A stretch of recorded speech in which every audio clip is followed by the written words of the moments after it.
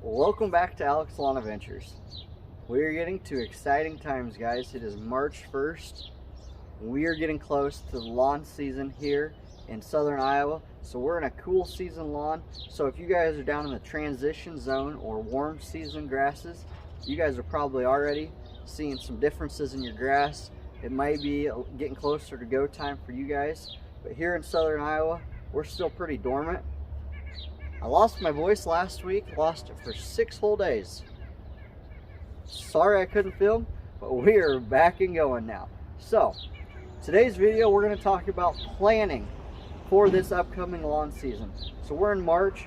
Usually about the first week of April is when we can actually mow, do our first needed mow.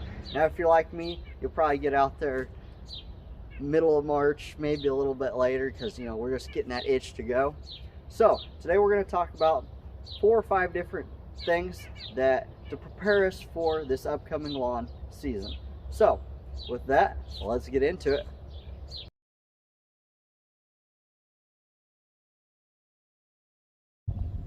Planning your pre-emergent application is going to be another big spring step.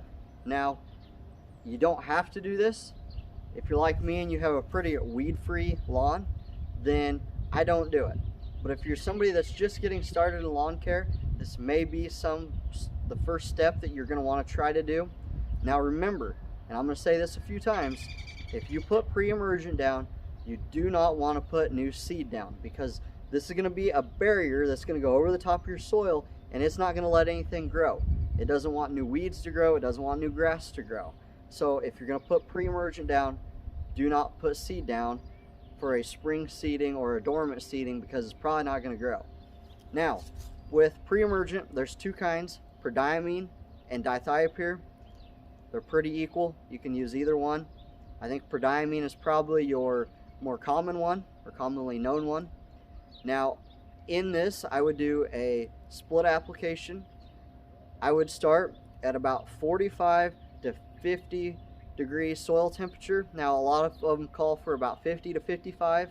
My opinion, read the label, but this is my opinion, you would probably want to get it down before rather than later, just in case you get a real warm streak and that soil heats up, it's down.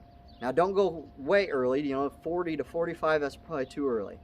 Go 45 to 55 soil temp, and that is when you can put your first application down. Do it at the bag rate, and then I would do a split application about 4 to 5 weeks later. Put your second application down. That's just going to give you a really nice barrier, hopefully prevent a lot of weeds. Now you're still going to get some weeds, but that's where you can then plan on doing a post-emergent. I don't do it like a blanket spray. I just do usually a spot spray here and there if I see weeds, but a pre-emergent is another big step in spring planning.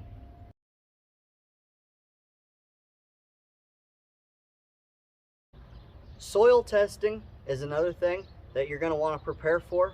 Now in a residential setting, like your house, you don't have to do this, but this is good if you want to collect the data from your lawn and actually see what nutrients, what fertilizers, what different things your lawn actually needs.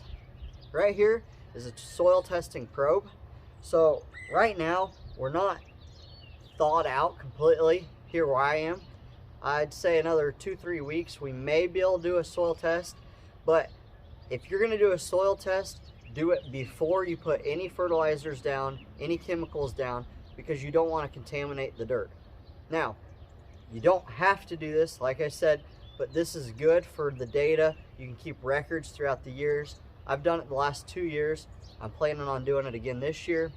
Now you can go to your local extension office and take the dirt there. You don't need, just fill up this tube with different 5-6 places around your lawn and take it to your local extension office. They can test it.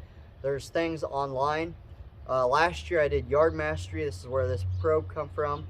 I know RX Soil also is another site where you can get stuff. There's a lot of online ones where you take your dirt, you put it in a little container, you send it off, they'll send you back the results. So soil testing is another thing that you need to prepare for.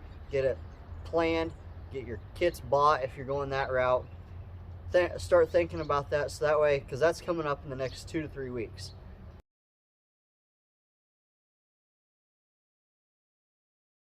So the next step that we're going to want to do in planning is check our equipment. You know, your equipment's been sitting for a few months now. If you need to sharpen the blades, or on this gas one here, you know, replace the air filter, change the oil on it, do whatever you got to do to make sure that your equipment is ready to go. So that way, you know, come a week before you got to mow, you're not going, oh crap, I got to get out there and my equipment ain't ready. Another thing is your edger. I have an edger on the wall here. Change your edger blades beforehand, so that way you're ready to go. Charge your batteries. If you got electric mower, charge your batteries. Get everything ready to go. You know, if you need a new blade instead of sharpening it, you may have hit a few rocks last year, got some good dings in your blade. Change it out. That way, once it is time to go, you're completely ready.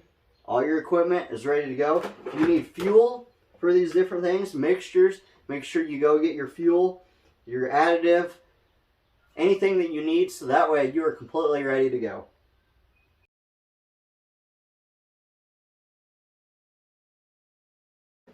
The next thing you want to do is do an inventory check. What chemicals do we have? What fertilizers do I have? What herbicides, fungicides, anything that you may have from last season, get it out. You know, if you're like me, my garage is not heated, so everything is inside. So I'm going to have to dig all that out, bring it out here, check everything. You know, if you do leave stuff out in your garage, make sure you read the labels. Some chemicals, they go bad if they're in long periods of time under 40 degrees. So you just want to make sure everything is good. I know at the end of the fall season, some stores have fertilizer sales and stuff like that. Make sure that you kept that fertilizer in a dry, cool space, not somewhere where it's damp.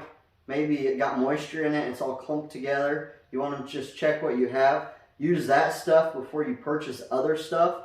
But just do an inventory check, and then that's where we're going to plan for this upcoming year. If you're planning on doing an early spring renovation, make sure that you have everything that you need. If you're like me, I may do some dormant seeding here in the next few days, because it looks like we're going to get some snow in about the next 4 days. We're about a month out from actual go time, so it'd be a perfect time to get some dormant seed out there. I don't think I'm going to do the whole lawn, just some select areas, but that would be a time, you know, to plan all this stuff out. Plan, you know, when you're going to do your applications. When do you need to start buying stuff? For me, I fertilize at the big holidays: Memorial Day, 4th of July, Labor Day. It's easy to remember. It gets you about that 4 to 6 week period span between each fertilizer application.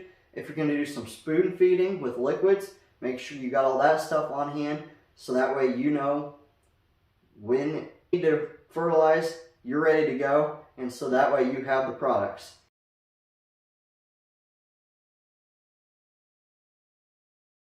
So I hope this video helped you guys out. We talked about a few different areas: some soil testing, some pre-emergent, inventory checks, equipment checks, you know, some dormant seeding. I would really like to get some dormant seeding done here in the next few days, especially before this big snowstorm. So stay tuned, guys. Subscribe, like this, comment. If you guys got any suggestions, let me know. I don't know everything.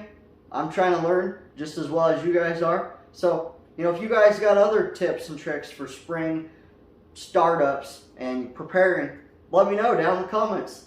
Thank you guys for watching. We'll see you in the next one.